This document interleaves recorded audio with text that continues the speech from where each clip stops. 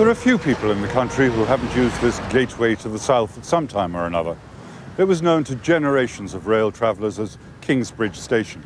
Then they changed the name to Heuston Station after Sean Heuston, a railway clerk who was a leader of the 1916 rebellion. This station marks the big leap in the evolution of Irish railways, this time into the heart of Hidden Ireland. After the success of the first Irish railways, from Dublin to Dunleary, or Kingstown as it was then, and from Dublin to Belfast, investors were encouraged to provide rail services to where at that time most of the population lived, the far reaches of the country west of Dublin. Kingsbridge was built as the Dublin terminus of the Great Southern and Western Railway, whose proprietor's ambition was nothing less than to bring the railway to the entire southwest of the country. In its heyday, the Great Southern would become the biggest railway in Ireland, with the longest length of track, over 1,100 miles, the greatest number of passengers, and, unusually, a good return on the monies invested. Oh, the Great Southern is the giant of Irish railways, obviously, but it had a fairly checkered beginning, because it was originally floated as a Dublin and Kilkenny scheme back in 1836, 1837, when there was a moderate railway mania. You have a mini railway mania in 1825, a modest one in 1836, and then the railway mania in 1845. So after 36, 37, the Kilkenny scheme was abandoned. But then in 1843, a coach owner, Peter Purcell, and James Perry, the Quaker railway man, we can say, who had a finger in nearly every railway pie in the south of Ireland, they thought of reviving it. Kilkenny was the biggest inland town in Ireland, and they thought there were prospects for Dublin and Kilkenny. Perry and Purcell set out to raise funding for their venture. Happy for them, as with the Dublin to Belfast line, the British government took the view that there were political advantages in promoting a railway to the southwest.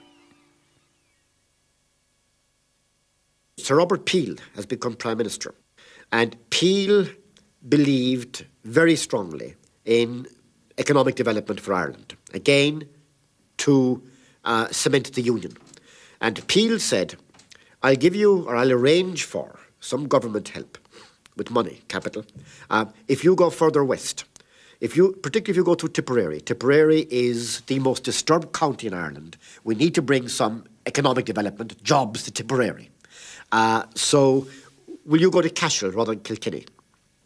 And they said, how much? He said, well, we'll give you a substantial amount. They said, okay. In the event, they then said, well, why Cashel? Why not go even further west to the centre of Tipperary? We'll go to Thurles. So they head off Dublin to Thurles, intending eventually to go to Cork, I think, but not in the near future. So Peel then comes up with an amount of money that's about a quarter of the total that they would need at that particular stage. They still can't persuade many Dublin business people to become interested. They raise about £170,000 in Dublin, but they need well over £1 million at this stage. So they then go to London. And in late 43, early 44, there's still reluctance in London to contemplate Irish ventures. And again, Peel comes in and pressurises his friend J.B. Boothby of the London and Birmingham Railway, one of the biggest financiers of English railways, to do something for Ireland. And Boothby allows himself to be persuaded. He and his family subscribe £150,000 themselves. So the Great Southern could never have got going, but for English money initially. When it does, of course, the railway mania then begins to break in late 44, 45, and Irish money begins wanting to come in at that stage. But at over half the shares, in fact, well over half the shares, are held by English people who now see the Great Southern as a good commercial prospect. And they're not prepared to let go at that stage. At Lucan in January 1845, even as the whisper of famine could be heard in the wings, the first sod was ceremoniously cut by the Duke of Leinster, an event which moved one bystander to say that now he could die happy, having seen a duke work like a common workman. In fact, dukes didn't work like common workmen, but thousands of labourers did, and it was they who laid this first stretch of the Great Southern Line. 150 years later, this track is still used by intercity trains as well as by commuter services to the growing satellite towns around Dublin.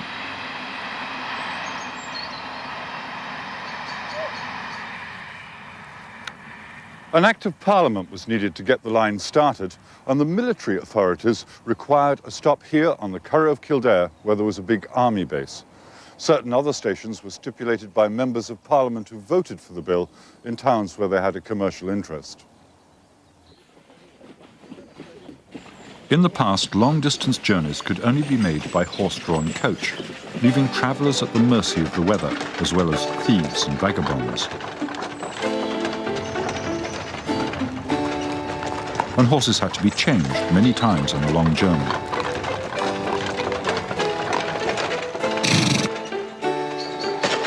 Before the railway, the South had quite a sophisticated coaching service, set up by an Italian immigrant who'd settled in Clonmel, Charles Bianconi.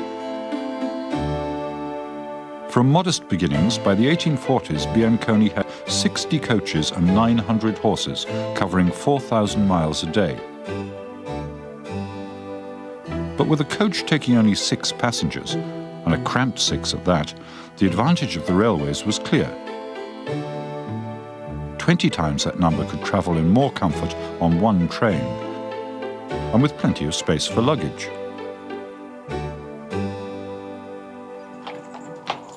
In fact, the two transport systems quickly coalesced. When a second railway under construction in the southwest, the Waterford to Limerick, reached Clonmel, Bianconi's feeder services made a connection to the Great Southern at Carlow by horse-drawn coach. Now it became possible to journey from Waterford to Dublin by a combination of horse and rail. Not only was the railway the wonder of the age, but to attract the class of passenger who could afford it, the livery was sumptuous. First-class carriages were modelled on a well-off merchant's drawing room. But this at a time when Ireland was about to be struck down by the greatest catastrophe for centuries.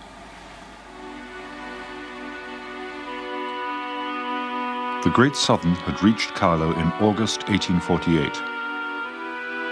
A month later, the first complete failure of the potato crop occurred. In a population numbering over 8 million, 1/3 were totally dependent on the potato, not just for food, but also to pay rent on a small piece of land to grow it on. Within months, that third of the population was starving.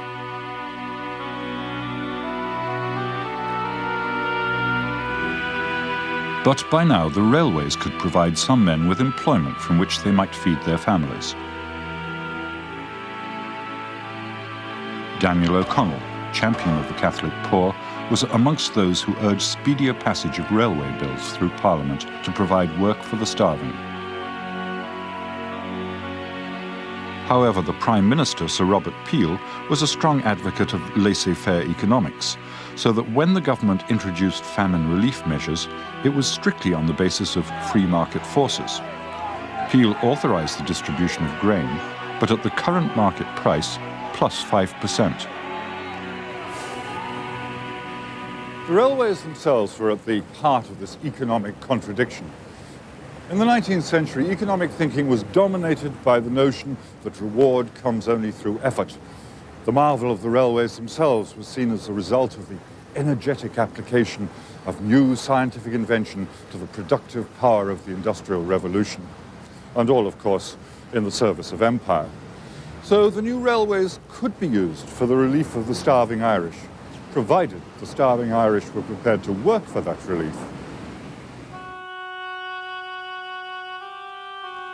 As emaciated men, women and children wandered the countryside perishing on a diet of nettles and grass, the Earl of Devon, landlord of vast tracts of the southwest, also urged the construction of more railways, saying, "If Paddy is fairly put into the right way, he'll be both ready and willing to earn more money and get better food for himself and his family by a more energetic exertion of his bodily powers."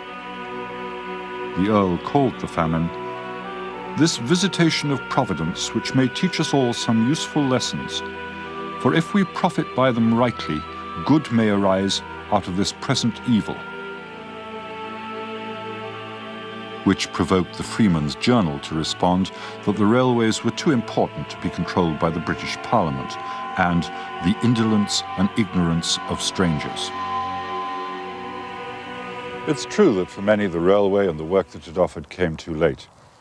But Tipperary suffered less from the famine than other counties because in 1846 and 1847 the construction of the Waterford to Limerick line gave employment to 1,000 labouring men.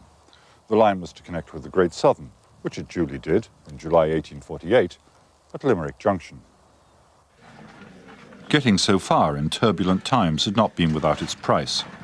Work on the railway could now mean the difference between life and death to a family, so foremen were sometimes intimidated to give jobs.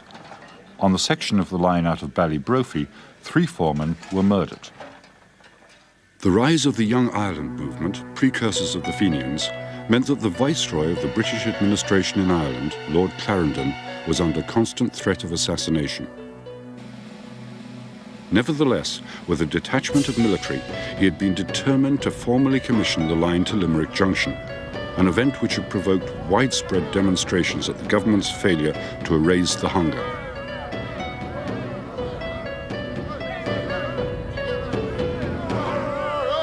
These were famine years. So a railway job was a very prized job during the famine years, just getting work building the railway. And the biggest contractor by far was William Dargan, who was one of the great railway contractors of the 19th century by any standards. He built several hundred miles of Irish lines. He's a Carlow man, acquired a very high reputation, built the Irish lines much more cheaply than English lines were built. Now, that wasn't solely because of himself. Land was cheaper, labour was cheaper. Nevertheless, the fact that Irish lines were built for about £15,000 a mile on average, compared with nearly 3 times that in England, was a key factor in allowing all Irish lines that paid a dividend, and the bulk did, to be relatively prosperous lines by the end of the century. Despite the famine and its attendant political unrest, the Great Southern pressed on.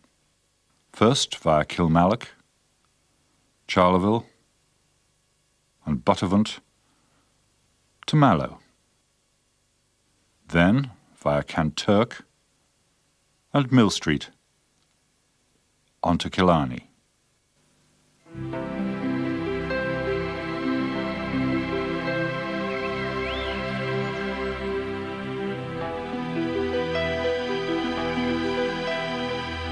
The Mallow Viaduct crosses the River Blackwater just south of Mallow on the railway line from Dublin to Cork. It was built as a series of 10 semicircular arches in about the year 1850 by the railway contractor William Dargan. And in the early 1920s, during the troubled time in the country, one of the military forces involved decided that it would be necessary to cut the communication between Dublin and Cork. It's not quite clear how much of the bridge would have fallen in that explosion.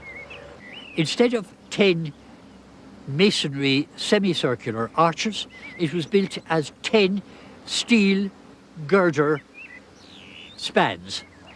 And it is recorded that the President of the Executive Council, William Cosgrave, actually rode on the footplate of the engine which drew the first train across the bridge in October 1923.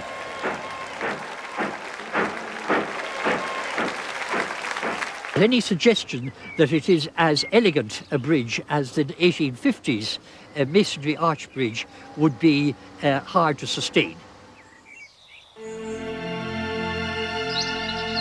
Blackpool, on the outskirts of Cork City, was reached in October 1849. The Great Southern had earned its name, providing a rail link between the capital of the South and Dublin.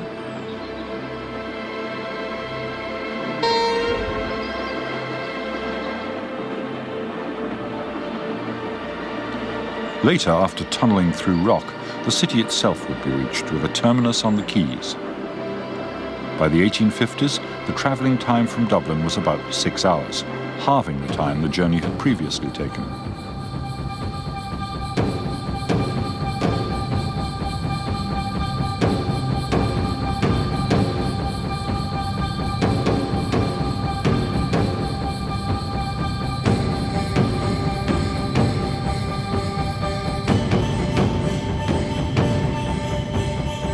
That tunnel took a long time to build. The tunnel which brings the railway right down to the quayside here in Cork. They developed fairly rapidly during the second half of the 19th century, and it ended up with Cork having 6 terminal stations, a greater number than any other city in Ireland, including Dublin.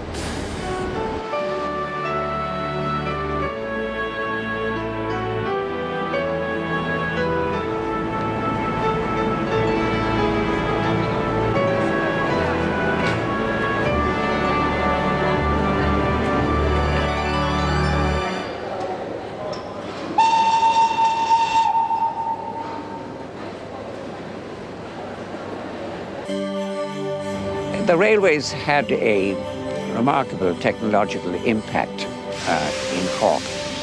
They stimulated trade, they stimulated movement, and with the development of large steamers, they happened to funnel down most of the emigration that took place in the second half of the 19th century to what was then known as Queenstown, and which is now known as Cove, which became the great emigration point from Ireland.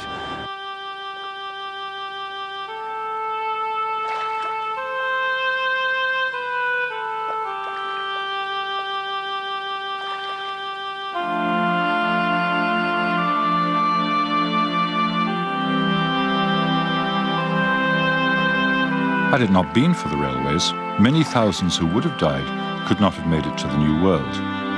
And had it not been for the Industrial Revolution, they might not have had the ships to take them there, or indeed have been able to make a living in newly industrialized America. When emigrants left Queenstown, they boarded the tenders here on the quayside. This belonged to the White Star Line, and its present rotting state is, in a sense, a monument to the thousands of emigrants who would have last set foot on Irish ground on this very jetty. Thousands and thousands of people would have walked along these boards and out onto the tender.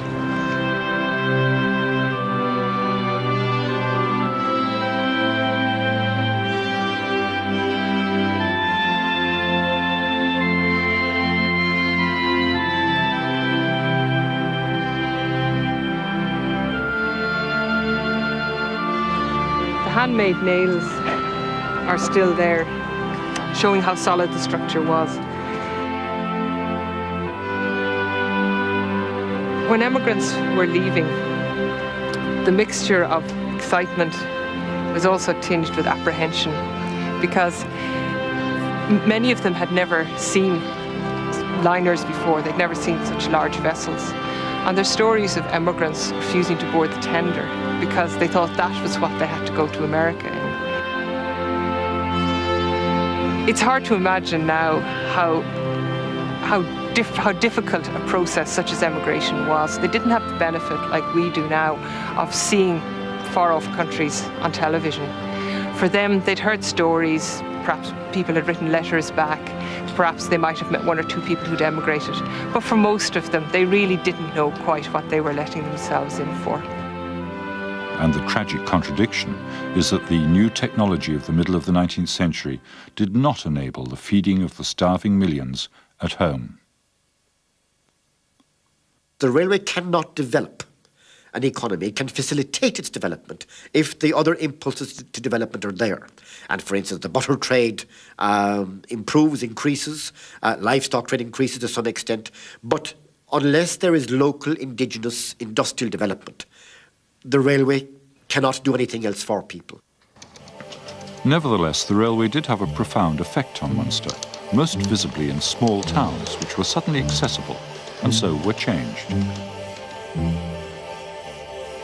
a day's journey by train to a large city brought tales of music halls and exhibitions, of department stores and political meetings. The train also delivered the new mass-produced magazines and newspapers, which extended country people's knowledge of life from their local area to the whole globe.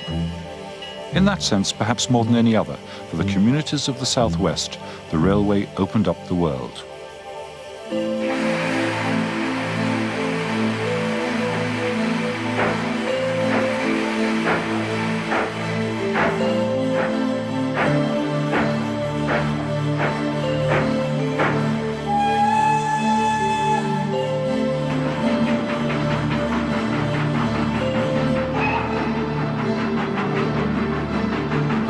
Killarney comes to develop largely as a result of the Great Southern and Western going to Killarney, sponsoring the Railway Hotel, sending out thousands upon thousands of brochures and of tourist guides and so on, extolling, as indeed they deserve to be extolled, the beauties of Kerry. So it opens up the Southwest in that respect. But of course, to a certain extent, it's tourists in and emigrants out.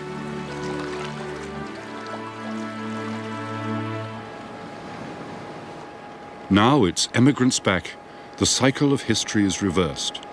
The Cove commuter train disgorges workers from the suburbs to Cork City. Cork Station is serviced by a modern version of an old line, just as the country at large is more dependent than ever on the railways to keep its young workforce mobile through the feeder routes of the system back into Kingsbridge and Houston.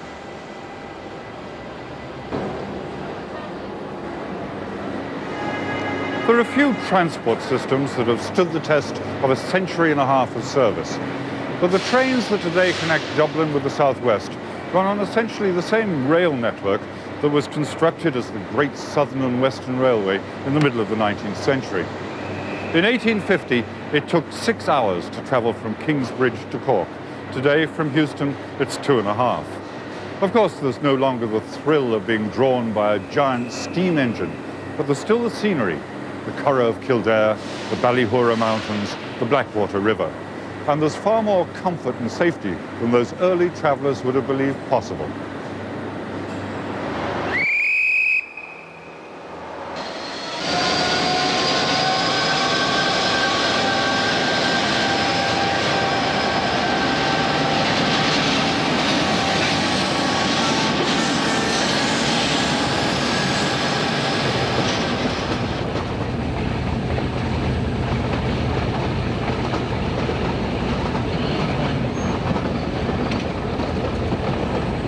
Train on a journey, train on a track. Take me where I want to go, take me back. Building the line by the sweat of your brow and the strength of your own hand. With stone, steel and sand, ironing the land. Railway sleeper, get no rest. Ride the iron horse into the west, with a pick and a shovel to the mountain pass, the boys of the Barrow gang, with stone, steel and sand, ironing the land.